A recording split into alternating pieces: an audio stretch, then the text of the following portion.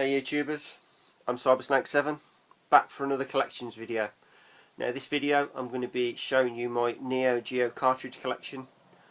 Consists of 9 games. I've got 1 shoot 'em up and 8 beat 'em ups. So I'll go through each one and give you a brief history on the game, the best that I can tell you about it. So we'll start off with the shoot 'em up, which is this. Alpha Mission 2. This came out in 1991. Nice top down shoot 'em up, fairly cheap. I got this for 30 quid. Nice brand new condition, looked after. Consists of 6 levels, ton of power ups, nice selection of bosses, but very difficult, as you would imagine on the Neo Geo system. Any seasoned player would sit down and probably do this within 4 or 5 hours, but I'm certainly not a seasoned player. So I've only ever got to the 4th level and I can't get past it. But yet again, still a worthy purchase and a good shoot 'em up for anybody who don't like paying for the overpriced shoot 'em ups on the Neo Geo. But there you go, that's Alpha Mission 2. Moving on to the fighters, we'll start with this one. This is the first in the series, and it went on to be a huge series of games, but in my personal opinion got better as the series went on, and that will be this one, which is Fatal Fury 1. This came out in 1991. Premise of the story, Terry and Andy Bogard and Joe Agashi, 2 brothers and a friend, go through kicking ass to get revenge on Howard Geese for killing Terry and Andy's brother. Graphically, this one, not the greatest, as I said earlier. As the season went on, the games and graphics got better, but I'm still glad I've got it. It's not bad, but it's not the best. You'd expect the first one usually to be the best in the series to kick-start it, but it didn't. They obviously got better as they went along, but it had some nice little mini games within the game. You had arm wrestling and things like that. I can't remember what it actually did, whether it boosted your power up or whatever, but nevertheless, so it's in good condition. Not the greatest in the series, but still a worthy purchase. That's Fatal Fury 1. Okay, moving on. This is to a series of 3 fighting games, where I've only managed to get 2 because the 3rd one's mega expensive. You've previously seen one of these, at least in one of my older videos, which is this one, and this is the Art of Fighting 1. This came out in 1992.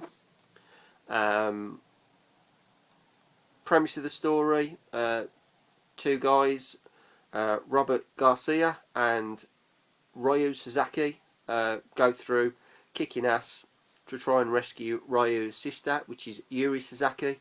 Anybody familiar with Yuri Sasaki? She's from the King of the Fighters series. So basically, as any other fighter, you go through kick ass, round by round, going through Bad Town or whatever it's called, and you get to the final boss and rescue your sister. End of. But there you go. Fairly cheap again, very good condition, worthy of purchase. But I picked up the second one, Art of Fighting 2, which come out 2 years later in 94. Same premise, graphically a lot better, faster gameplay, and you had the choice of picking every single fighter within the game to go through the game with. If you was good enough, you could obviously have the secret boss battle at the end with the young Howard Geese, but I'm okay on this game, but I'm not that good. But as I say, this one was far superior over the first, but much harder, but still a very good fighting game in all. So that was the Art of Fighting 2. Moving on to another series with about 5 games in the series. I don't know how many more it's had since, but this is pretty similar, but this is a weapon-based game. This is Samurai Spirits, or Samurai Shodown to most people. This came out in 1993. Nice little beat 'em up, some nice characters in this. big massive characters, another close combat game, which I do like, close combat. But this one's got the blood version. You can turn the gore off, but I do like it with the gore on, obviously. But good sword play action, good selection of characters. But I had this one, and then I bought number 2, which was far superior, and got me into the series even more, which was number 2. This came out in 1994. Lot better graphics, characters, a lot better selection, and more the characters you wanted to play with were the characters in the selection where you wanted to play with them all. You wanted to use and go through the game with all the characters. Great last boss, very hard, but worthy of a crack, because I did eventually do this, which is quite surprising, but I did. As I say, another cheap, perfect kitchen game, but this one, my favourite of the series, to be totally truthful. I do like this one. This is good. Art fighting. Samurai Spirits or Samurai Shodown 2. There you go. Right, moving on to the last 3. These are 3 in a series, which is the biggest series. I think the carts went on to 2003.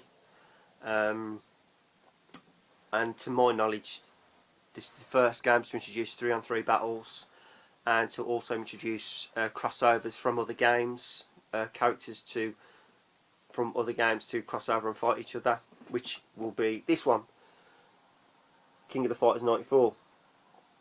Certainly my favourite franchise in fighting games, due to the fact that it is a 3-on-3 based fighting game. I love the crossover of characters from other Neo Geo games. Obviously you've got the art fighting, you've got Fatal Fury characters in there, team based.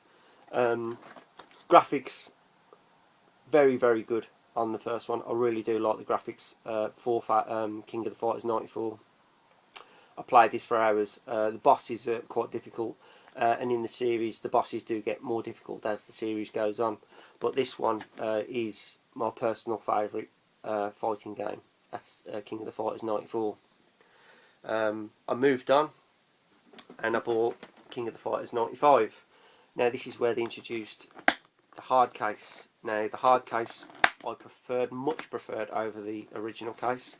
Hard wearing, I just love the case, it's fantastic. The game itself, it didn't blow me away like 94, but as I say, he introduced a few more characters to the collection. As the characters went on within the series, I didn't think the characters, they developed, but not what I wanted them to develop into, if you understand what I mean. There's some characters that are just unusable, but everybody's different, so you got to understand that. So, but as I say, this one weren't the best after 94, but I still got it and I still enjoy playing it. Yet again, tough boss, but there you go, that's 95, King of Fighters 95.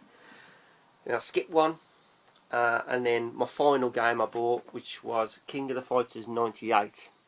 Ton of characters. The gameplay got a bit better. Far enjoyed this one over 95. Yet again, hard case. Love the hard cases. But as I say, this one cost me the most. This one cost me 65 quid, which in terms of the price for a Neo Geo game is still quite cheap, considering, because you're talking in the hundreds from some of them. But as I say, this one, a great fighter, some great graphics. The graphics did improve over the course of the series, but I really did like this one. But there you go, that is King of the Fighters 98. And that, my friends, is the last of my games in my Neo Geo cartridge collections.